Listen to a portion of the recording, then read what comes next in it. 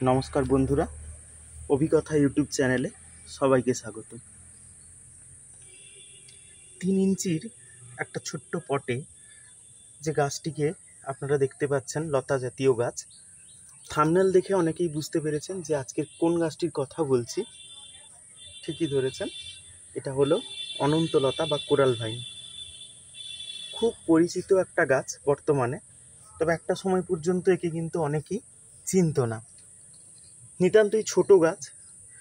গাছটি যেটা দেখছেন, এটা আমি জঙ্গল থেকে কালেকশন করেছি। জঙ্গলের দিকে বেড়াতে গিয়েছিলাম এবং সেখানে হঠাৎই আমার নজরে আসে এই গাছের প্রচুর চারা বেরিয়েছিল। সেখান থেকেই একটি চারা সংগ্রহ করি। এমনিতেই এই গাছের চারা কালেক্ট করা কিন্তু একটু টাফ ব্যাপার। খুব অর্ডিনারি একটা গাছ, কিন্তু আপনি যখন নার্সারিতে কিনতে যাবেন তখন দেখবেন যে এই গাছের চারার দাম ওরা অনেক বলছে।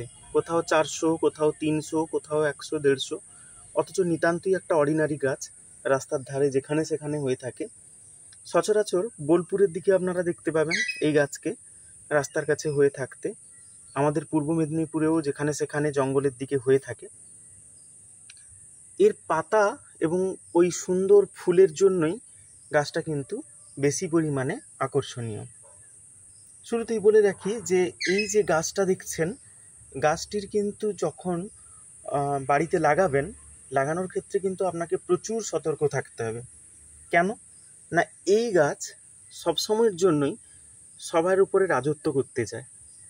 একজন থাকে না যে সবাইকে নিজের হাতের মুঠোয় করে রাখতে চায়, এই গাছেরও স্বভাবটা অনেকটা সেই রকম ধরনের।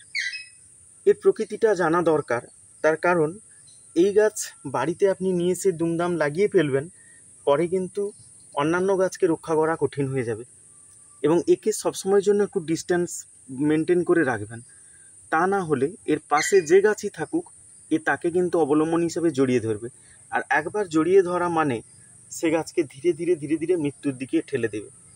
যেখানে অপরাজিতা ও লতানো গাছ, কিন্তু অপরাজিতা অন্য গাছের ক্ষতি করে না, এ গাছ কিন্তু অন্য গাছকে ধীরে ধীরে পুরোটাই জড়িয়ে ফেলে এবং এমন আষ্টে পৃষ্ঠে জড়িয়ে ধরে যে সেই গাছ ধীরে ধীরে মৃত্যুর দিকে চলে যায়।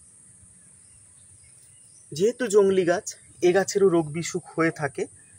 তো এছাড়াও বিভিন্ন পাখি বা এটা ওটা এসে কি করে না, গাছের পাতাগুলোকে ক্ষতিগ্রস্ত করে দেয়। তবে নিয়মিত আপনি যদি ডার্মিথয়েড 30% এই গ্রুপের যে কোনো ওষুধ স্প্রে করে রাখেন, তাতে কিন্তু এই গাছে রোগ পোকামাকড় কম আসবে। আর পাখির জন্য আপনাদেরকে কিন্তু একটু সতর্ক থাকতে হবে। পাখি এসে পাতা ছিঁড়ে দেয়, ফুলগুলো ছিঁড়ে দেয়, এই ধরনের কাজগুলো করে।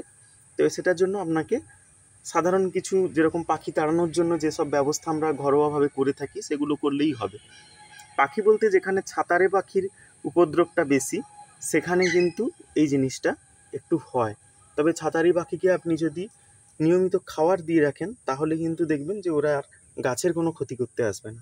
খাবার না পেলেই বদমাইশিগুলো করে থাকে। মাটি তৈরির কথা যদি বলেন, এই গাছ কিন্তু সব মাটিতেই হয়।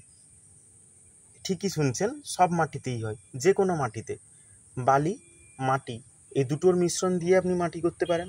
শুধু মাটিতে লাগাতে পারেন, শুধু বালিতেও আপনি প্রাথমিকভাবে চারাকে বসাতে পারেন। তবে মাটি এবং বালির পরিমাণ 50-50 রেখে আপনি যদি মাটি তৈরি করেন, তাতেও হবে।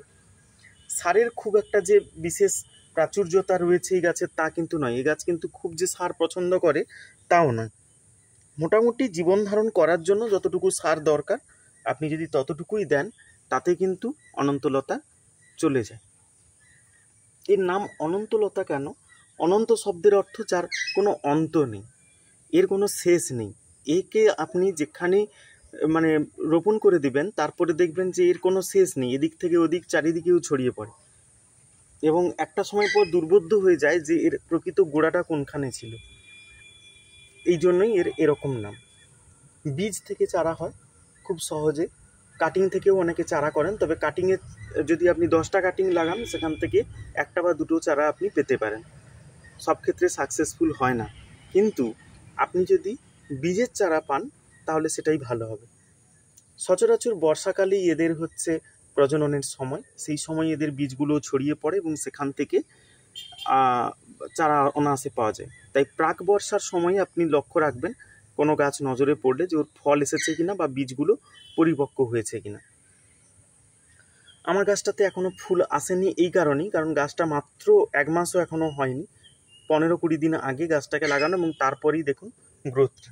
নিচের দিকে এইরকম ছোট্ট 3 ইঞ্চির একটা চারা নিয়ে এসে আমি বসিয়ে দিয়েছিলাম, এবং তারপরে দেখুন ধীরে ধীরে গ্রোথ নিয়ে এইরকম জায়গায় চলে এসেছে। এই গাছ লাগানোর ক্ষেত্রে যেহেতু লতানো গাছ, আপনাকে এরকম অবলম্বন দিতে হবে। আমার যেহেতু ছোট্ট টব, তাই আমি এখানে আপাতত ছোট ছোট দুটো কঞ্চি দিয়ে আমি সেট করে দিয়েছি, কিন্তু পরে আমি একে বড় টবে ট্রান্সফার করে দেব। আচ্ছা, এখানে একটা কথা বলা ভালো, বর্ষার সিজনেই গাছটাকে যদি রোপণ করতে পারেন তবেই কিন্তু খুব ভালো হবে। আর যারা কাটাই ছাঁটাই করতে চান, কারণ কাটাই ছাঁটাই না করেও উপায় নেই, সব গাছের ক্ষেত্রেই করতে হয়, তো এর ক্ষেত্রেও আমাকে করতে হবে।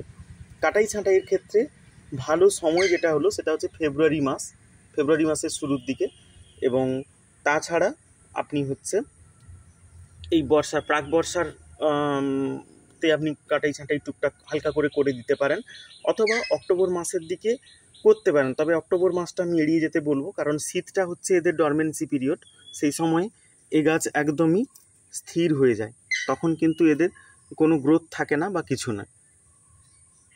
সারের কথা যদি বলেন, এই গাছে সার খুব ইজিলি মানে আপনি দিতে পারেন ভার্মি কম্পোস্ট বা গোবর সার অল্প একটু দিয়ে দিলেন, তার সঙ্গে হাড়কুচি অল্প একটু দিতে পারেন। এছাড়া বিশেষ কোনো সার কিন্তু এই গাছে লাগে না, সার না দিলেও আপনি কিন্তু ফুল পাবেন। তবে জলটা রেগুলার দিয়ে রাখবেন, মাটি যেন খটখটে শুকনো না হয়, হালকা ময়েশ্চার থাকলেই চলবে। সূর্যালোকটা ভীষণ পরিমাণে ভালোবাসে, তাই যেখানে রাখবেন সেখানে যেন সূর্যালোক পায়, সেই জিনিসটা আপনাকে দেখতে হবে।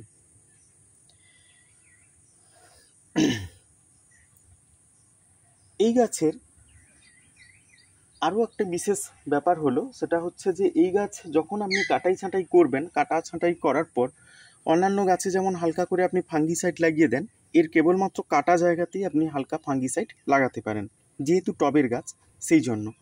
তা না হলে মাটিতে যারা লাগাচ্ছেন তাদের ক্ষেত্রে কোনো ফাঙ্গিসাইড ইউজ করার প্রয়োজন নেই, এরা এমনিতেই নিজেদেরকে রক্ষা করতে পারে, সেই গুণটা এদের মধ্যে রয়েছে।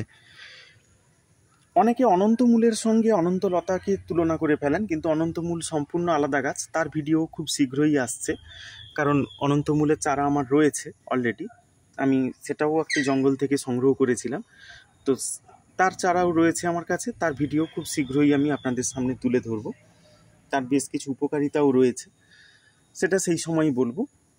এই অনন্তলতার ক্ষেত্রেও এটাও একটা কিন্তু মেডিসিনাল প্ল্যান্ট, এর মধ্যেও বিভিন্ন ভেষজ গুণ রয়েছে। আর আরেকটা কথা, এই গাছ কিন্তু আমাদের ভারতবর্ষের কোনো নেটিভ গাছ নয়, এটা হচ্ছে এসেছে মেক্সিকোর দিক থেকে, মেক্সিকোর সাইডে এই গাছটা প্রচুর পরিমাণে দেখা যেত, এবং শুধু মেক্সিকো নয়, অস্ট্রেলিয়াতেও কি কোথাও ছড়িয়ে ছিটিয়ে রয়েছে, আফ্রিকাতেও কোথাও ছড়িয়ে ছিটিয়ে রয়েছে, দক্ষিণ আমেরিকাতেও ছড়িয়ে ছিটিয়ে রয়েছে। এই গাছ অ্যাকচুয়ালি ভারতবর্ষের গাছ নয়, কিন্তু বিভিন্নভাবে গাছের বীজ কিন্তু ভারতবর্ষে চলে আসে, এবং সেখান থেকে এরা দ্রুত বংশ বিস্তার করতে আরম্ভ করে। এই ছিল অনন্তলতার কথা।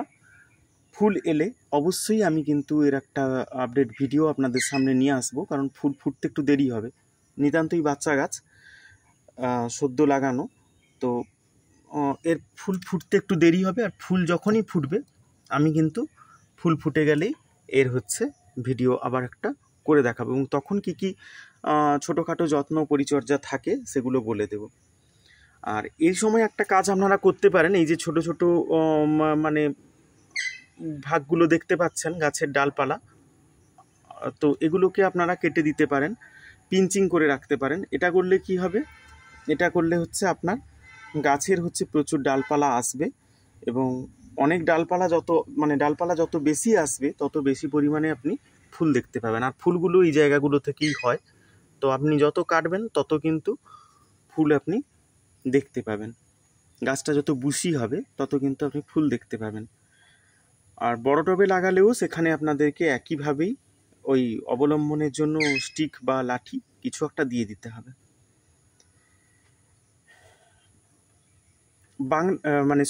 গরমের সময় এই গাছটাকে আরেকটা কাজ করতে হবে, সেটা হচ্ছে কি না, ওই জলের স্প্রে করে দিতে পারেন, এই পাতাগুলোতে জলের স্প্রে করে একটু ধুয়ে রাখবেন, এটা করলেই দেখবেন গাছটা কিন্তু অনেক ভালো থাকে।